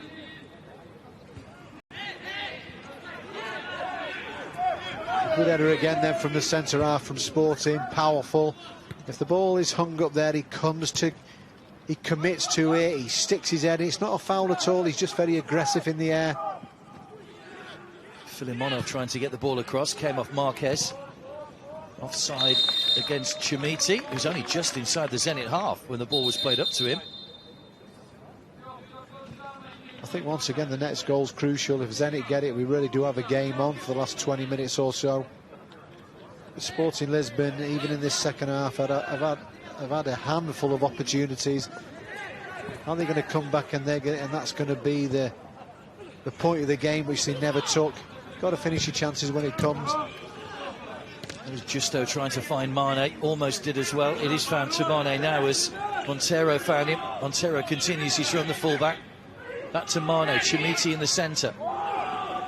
Nice play once again. Good build-up this from Sporting. Can they get something on the end of it? Montero just found himself in the corner and then runs the ball out of play for a Zenit throw. Give it Mane down this right-hand side. Love it on nutmeg we've just seen there. You know, but he's this is the shout. Well, not a shout really for a penalty. It's not at all. He lets the ball run, falls down. We're just saying Mane looks the player, what can cause the problems for Sporting down this right-hand side.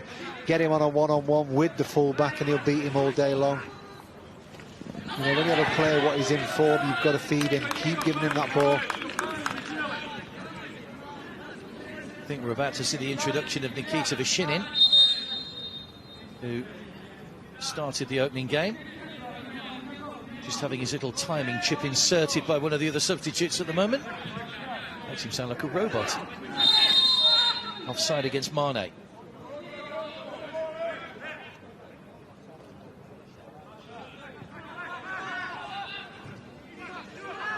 Just a nice little flick then. Just goes through, but here we go. Chimiti! Good save by the legs of Moskvichev, and how important could that be? Now here comes Zenit with Luzan. Good challenge by Radade.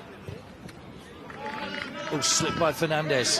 Gets the better of it though. Shershov's clearance right against him. Away by Muradian.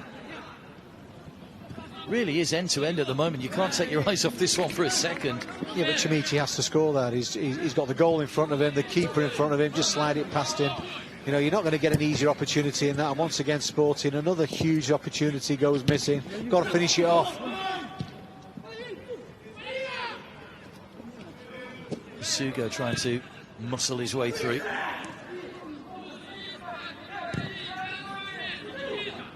Montero. Away by Kulikov. Now Zenit will try and build. Kozlov. Luzan bursting through the centre. Kozlov's gone on his own a couple of times. What can he do in terms of providing this time? Tries to play a little 1-2 with Luzan. Oh, there's a challenge in the penalty area. No foul, says the referee. They tried to work that ball through between the defenders. I don't think I've seen a game so end-to-end as this. I mean, all of a sudden you think Sporting have got it. Then Zenit go down the other end and they create an opportunity. It really is end-to-end stuff. The defending is not the best at all, you have to say that. It's a clumsy foul by Chimiti on Stolbov. It's going to give the opportunity of a Zenit substitute. It's Stolbov that's coming off, and Nikita Vashinin, so who's down on the sheet as a defensive midfielder, comes on. Zenit know that they have to get another goal. A draw would be good enough, don't forget, to put Zenit through to the quarter-finals. Sporting have to win, and at the moment they're just edging this one in what's been another really, really good game here. The Alkass International Cup 2020 continues to throw up some great games. That was a chance for Chimiti. It's got to go in. Once again, you've done the hard work. There's a little nutmegs and go on, slide it past the keeper. You're only in front of the keeper. Get it down this left-hand side of, or the right-hand side of the keeper, but he just fires it right at him. So anywhere else you're looking at a goal, but he's gone straight at the goalkeeper. It's Marquez that's down injured at the moment for Sporting. I like this boy Marquez. I think he's very aggressive, good centre-half. He's just, he was stretching to stop the shot before, and I think he must have stretched his groin. Dmitry Polyakov was just sitting with his head in his hands a moment or so ago. It's every emotion for a coach on the sidelines in this one. It was actually Carrera that was down injured rather than Marquez, but part of that very good four-man defence. Marquez, Carrera, Radade and Montero. He'll be okay to continue.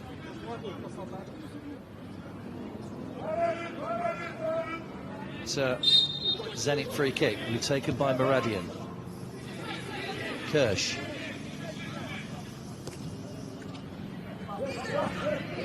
Both the central defenders for Zenit have been on the score sheet. Muradian and Ilya Kirsch. Another good ball down the line. Filimonov. Not a great cross though. Sail behind for a Sporting goal kick. Just over 18 minutes to go.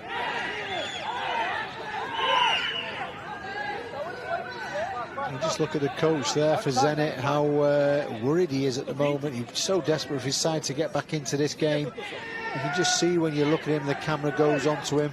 There's all the bench of Sporting there. I wonder what's going through their minds.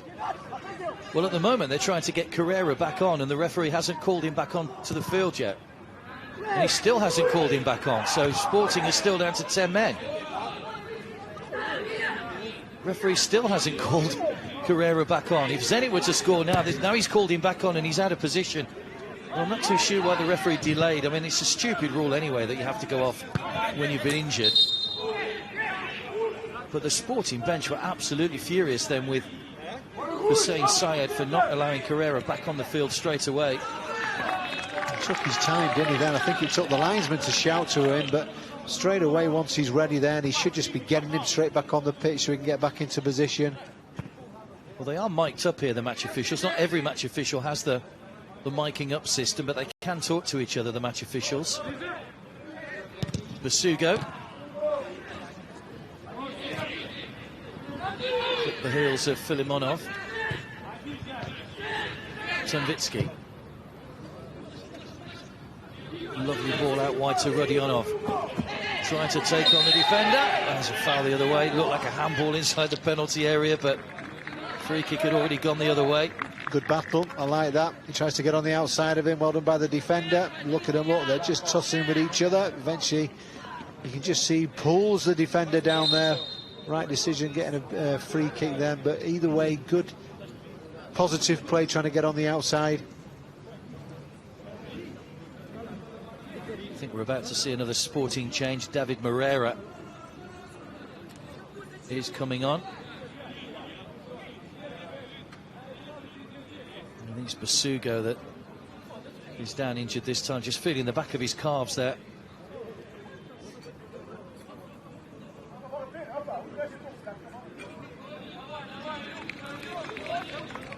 Still, there's another argument going on now down on the bench between the fourth official. They want to make the change, you know, if he's, it looks like he's got to go through the... No, I think what it is, they won't make the change. The referee hasn't called the physio on to treat him. They've just taken him straight off without the physio. I think that's the argument. The physio's having to race around the outside of the pitch now to go and treat the player. Yet they were saying, well, why haven't they called the physio on? So they're temporarily down to 10 players here, Sporting. Although Basugo is back on his feet, he could well be the player that's coming off. Chumiti. A free kick. And another soft one. Jose João Gomez turns away in frustration. Trying to get the change made. The free kick's already been taken. Again, the referee just hesitated slightly. And the fourth official is getting all kinds of shouting from Sporting at the moment. Just because he's got to get on with it. We know what the rules are. It's as if he's trying to take control. Just get on with it. They want to make a change, get the player on. These officials think that people come to see them, get it done. They're only anxious because they want to get him on. They want to get the player what's down treated. Almost fell for Mane. Quarter of an hour to go. Well, Moreira can't come on at the moment. He's just been bandaged up. He's got a... Once again, the coach is speaking to the fourth official. You just get on with it. So all you do, come on, don't stand there looking at him, the fourth official. Be proactive, get it done, do the job, otherwise they won't shout at you. I think Moreira's got a bracelet of some sort on, which he just had to tape up, and the fourth official is still not happy that the tape's good enough. He's been a little bit, and now the team manager's getting involved. Here comes Marquez, looking for Chumiti. Bounced awkwardly for Kirsch, but he defends it well. The coach at the moment, the Portuguese coach at the moment, is absolutely fuming.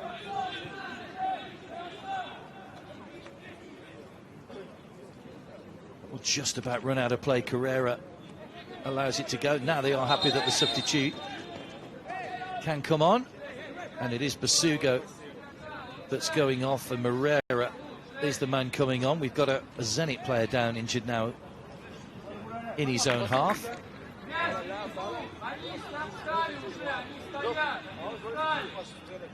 The keeper's down as well at the moment for Sporting. Seems to be dropping a little bit, the players at the moment. I think that might be the aftermath of that head injury when his head just flicked off the post for the last goal. تبديل لصالح فريق سبورتنج. خروج اللاعب رقم 15 رافائيل بيسوغو. دخول اللاعب رقم 5 ديفيد موريرا. Substitution for Sporting, the number 15 Raffaele Bisugo. Has been replaced by the number 5 David Moreira. I just wonder whether they might be forced into changing the goalkeeper here, Sporting. Obviously head injuries, something that can't be taken lightly in football these days, and it is that injury that's the problem. And there's the goal, and there, as you say, it didn't seem to hit with any great force, but just right on the top of his head. What? Stick a big tubey grip on it then. He'll be all right, he's fine. Don't worry, he'll drink now and then you get on with it. It's not really crunched his head up against the thing. Because I tell you something, if you have caught it, you start bleeding. Simple as that. That tells you how hard you've hit it. Referee just checking he's okay, I think. He's fine, look, no problem. Just get on with the game.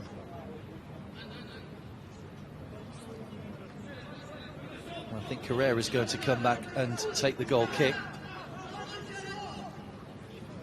So Zenit trailing by 4 goals to 3. At the moment, it's Sporting that are going through, but only just. Zenit aren't out to this. Zenit only need a goal. A point is good enough to send the Russians through on goal difference.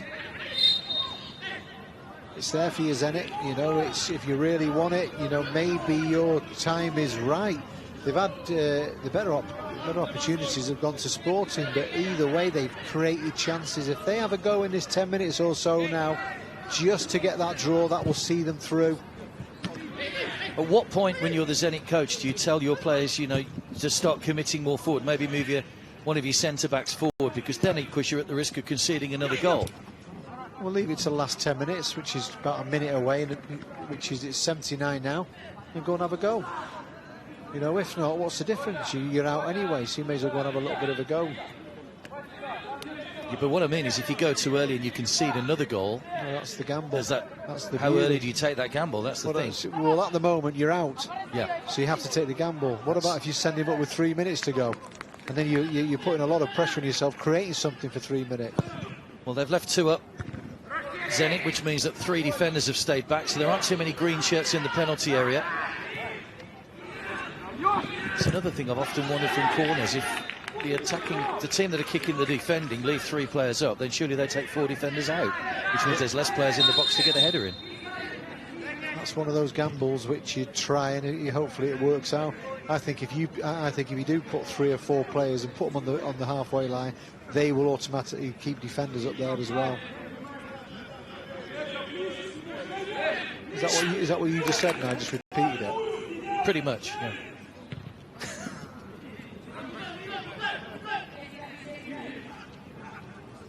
Another score. We're less than 10 minutes away from knowing the quarter-final lineup of the 9th Alkass International Cup. Long-range shot from Travassos, comfortable for Mosfachev.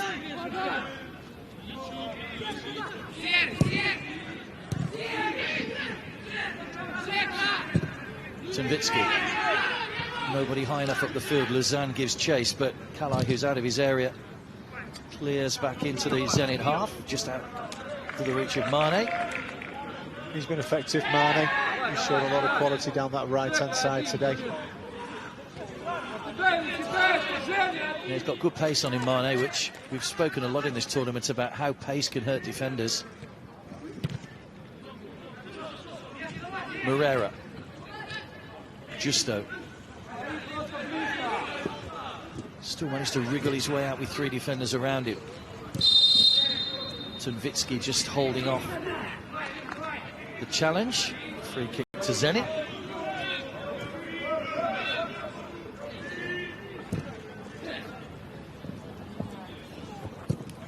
Shershov. Down the line for Rodionov.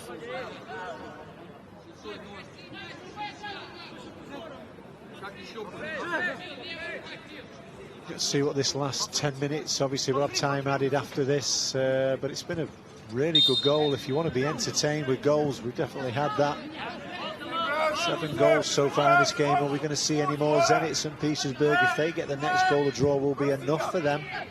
But as it stands at the moment, Sporting go through. Shinning out to Kozlov, comes off the backside of Moreira, throw into Zenit, who are making ground. They have to score, don't forget. The substitute for Shinin. Slight character. It's up towards Chimiti. Kirsch was all over him. Now Mane, it's 2 against 1. Chimiti racing through the centre. Defenders trying to get back. It's just too far ahead. It's not a great ball. Comfortable for Mosfachev. Oh, Irani really opened his body up for him there, Chimiti. And the pass was just too much on it.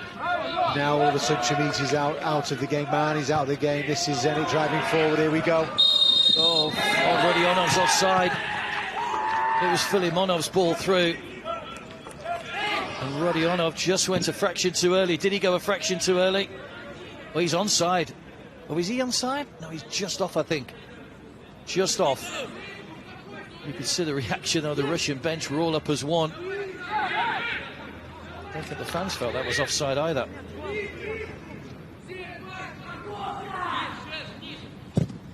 Nick's off back to the studio to round up the action after the match with Chris and Rod.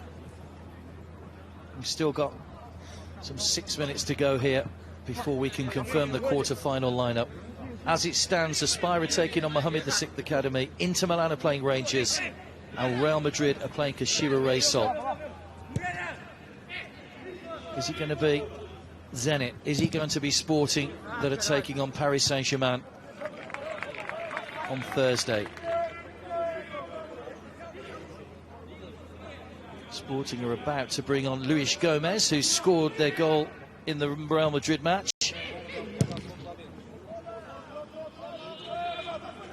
Kulikov under pressure from Mane. And Mane might have nicked the ball away from him. Went shoulder to shoulder. Still going Mane. Oh, he's done well, the defender. Got a good foot in there to win the ball back. Bashinin. It's just beating him into touch. And now the substitution will be made. And it's Travassos that's coming off. Had a good game, Travassos. Set up that goal for Yusuf Chimiti, just laid it on a plate for him in the 42nd minute. Very good performance by Diogo Travassos. And at the moment we will be seeing him again in the quarter-finals, but this game has had everything. Reminder of the scoring. Sporting went 2 goals up thanks to Fernandes and Mane. Luzan with a penalty made it 2-1 before Kirsch made it 2-2, and then Chimiti restored the lead before half-time. Matias Fernandes made it 4-2 at the start of the second half. But then Sergei Muradian got another goal back, and that's where we are now, 4-3. Blocked by Justo, no handball given. Luis Gomez, the man who's just come on. Pacey ball through, looking for Chimiti. Bounces off the defender, falls for Mane. Tried to get the shot in, goes out off Kirsch. It'll be a corner. Sporting will take any of these now that run seconds off the clock.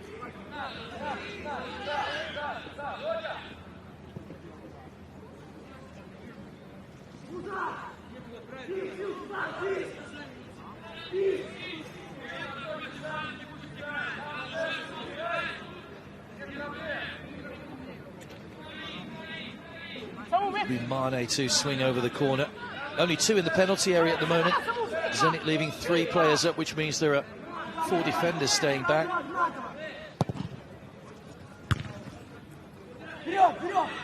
Bashinin only away as far as Montero. Hoisted back in again, but comfortable for Mosvichev. Now he'll try and release this quickly and get Zenit moving forward.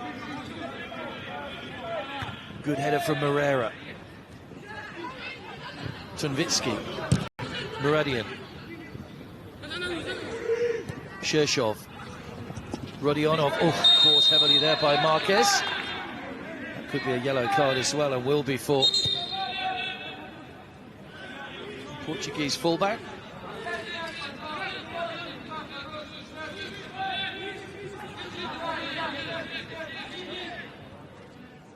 Marquez saying that was his first foul, but it doesn't really matter. The referee has given the yellow card, just the second yellow card of the match. Martin Marquez joins Octavio in the book. More importantly, it's a chance for Zenit to get the ball into the danger area. 87 minutes on the clock. Shershov delivers. Too close to the goalkeeper, went to punch Kalai. And the referee spotted another infringement.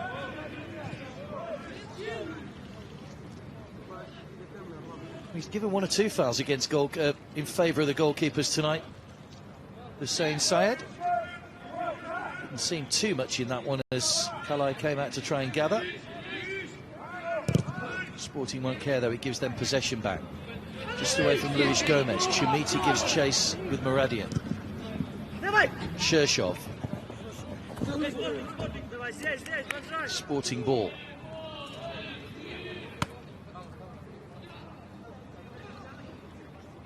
.45 tomorrow is our first kick-off. That's for the Aspire Mohammed VI Academy game. 19:15 local time for Inter against Rangers. Kozlov. Lushinin. Kozlov on the chase, might fall here. It's Kozlov in behind! Oh, rolled into the bottom corner! And could that be the goal that's put Zenit into the quarterfinals? He shifted his shoulders to get the angle for the shot and has rolled it beyond Kalai. And Zenit have levelled it up at 4-4 with 90 seconds of the 90 minutes to go. And that could be the point that puts them into the last 8 of this competition. Don't rule out Sporting coming back at them in the minute that remains. But watch Kozlov here, just opened up his body and rolled it across the goalkeeper. A quality finish. And what a game it's been. Sporting 4, Zenit 4. Our Sporting heading for the lower placings. But what a fight they've put up here.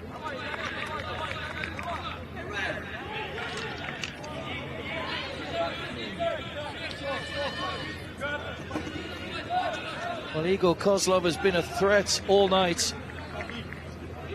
And he finally got the ball in a good position. So just opened up his body.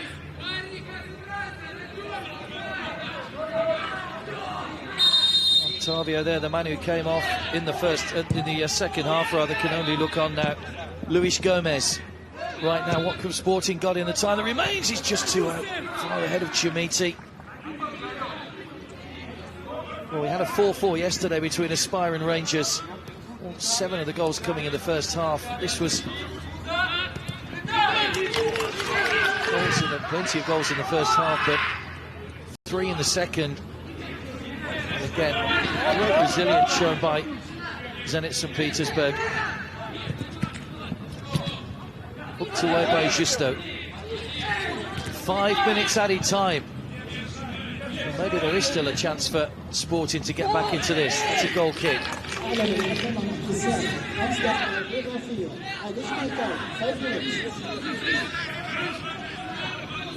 match against Paris Saint-Germain is what awaits in the quarter-finals. Fernandez really led by example tonight for Sporting. Mane. Kirsch with a header away once again, not for the first time tonight. Put in by Kulikov. Chimiti trying to create the angle. Kirsch hammers it away. Anywhere will do for Luzan. Nobody in the Sporting half of the field in white.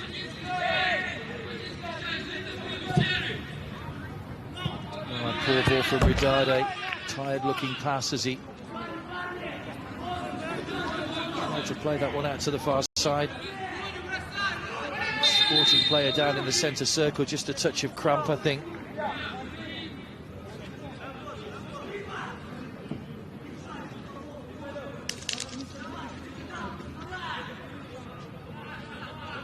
Well, this remarkable goal-scoring competition continues. 56 goals now in our 12 matches.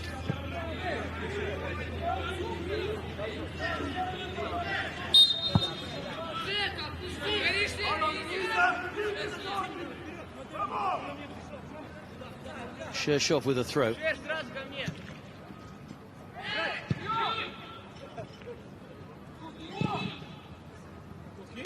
Away by Kirsch.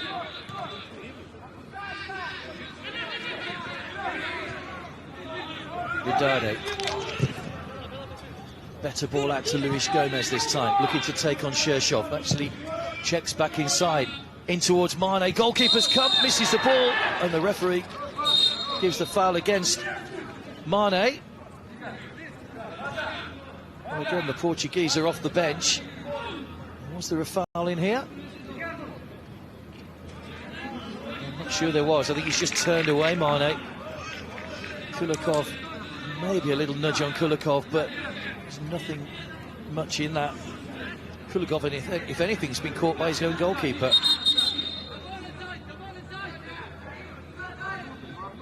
Coming up to 3 minutes of added time played.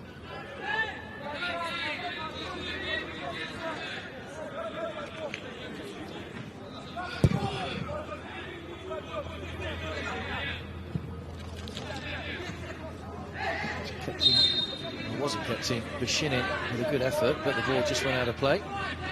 Montero with a throw.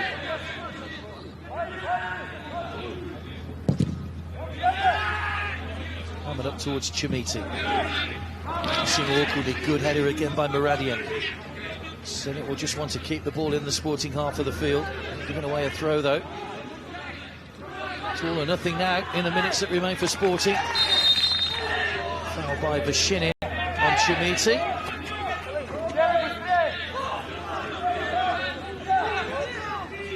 Surely this has to go long. It'll be Carrera to just launch this into the penalty area.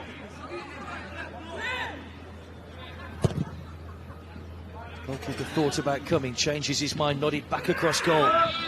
Mane trying to turn and get to the byline. Mane, good defending by Kulikov. And the free kick goes Zenit's way, very strong by the substitute. Well, it's been a brave fight for Sporting, who lost their opening game to Real Madrid 4-1. Came here knowing they had to win, and having given themselves a 2-goal cushion twice, will be bitterly disappointed. At the moment, it looks like they're not going through.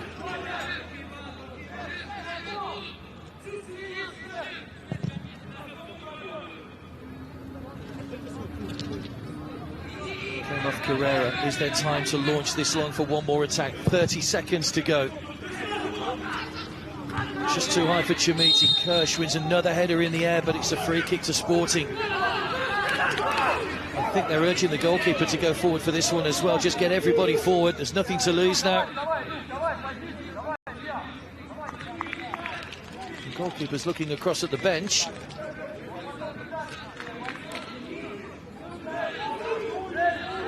I'm sure I saw Jose João Gomez tell Calais to get forward. He's staying back. This is it. Last chance for Sporting. Needs some quality on the free kick. Doesn't get it straight into the arms of the goalkeeper. And that's just not what Sporting wanted at that occasion. And there goes the whistle. And FC Zenit have completed a wonderful comeback to book a place in the quarter-finals. Well, they seem dead and buried at 2-0 down and 4-2 down. But that late goal from Igor Kozlov to level it up at 4-4 has put them into the quarter-finals to take on Paris Saint-Germain. Sporting had to win. They have played their part in what was a thoroughly entertaining game. But the Portuguese have come up just short. They'll play for either 9th, 10th, 11th or 12th once those permutations have been worked out. But the quarter-final lineup is complete. Aspire take on Mohamed VI, Interplay Rangers, Real Madrid play Kashiwa Reysol, and Paris Saint-Germain take on FC Zenit. A wonderful game. It's been another fantastic day here at the Alkass International Cup. All the reaction to come from the studio. Full-time score. Sporting